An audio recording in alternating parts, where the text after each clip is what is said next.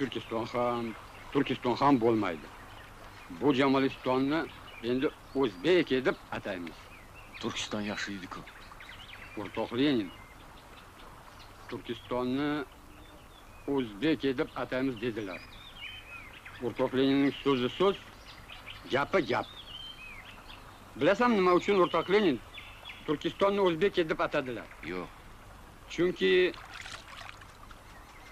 turk xalqlar bu ota yurti uchun qo'llariga qurol olib qon to'kmoqdalar. Agarda Turkiston bo'lmasa, yo'q qilsak, Turkiya xalqlar qaysi ota yurti uchun jihad qiladilar? Ya o'ynab qo'ydim o'sha Leninga, xo'pmi? Nima? Qo'limga tushganda bormi o'sha zaharli ajdaho? O'zim bilardim uni nima qilish kerakligini. Sen qonxo'r bilmasdan o'rtoq Leninga til tegizmagin. Marhum buyuk odam bo'lganlar. Kambag'allarga yo'l ko'rsatgan odam bo'lganlar. O'zlari o'lgan bo'lsalar ham, g'oyalari hech qachon o'lmaydi.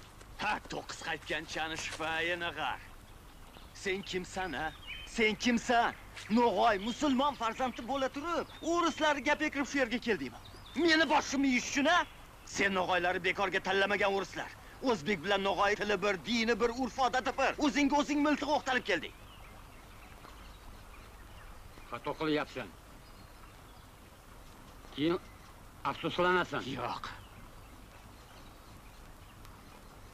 Meni yerim uchun, xalqim uchun qo'limga qurol olganman.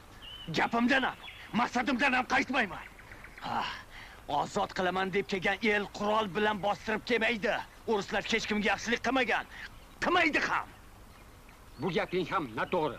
Ko'rasan, hali biz o'rislar bilan aka-ukadak bo'lib ketamiz. Bu kunlari ko'rganimdan o'lganim ma'qul. Ko'rasan, hali o'risni aka deysan. Leninni ota deysan. Rupskayani ona deysan. Nega kulasan?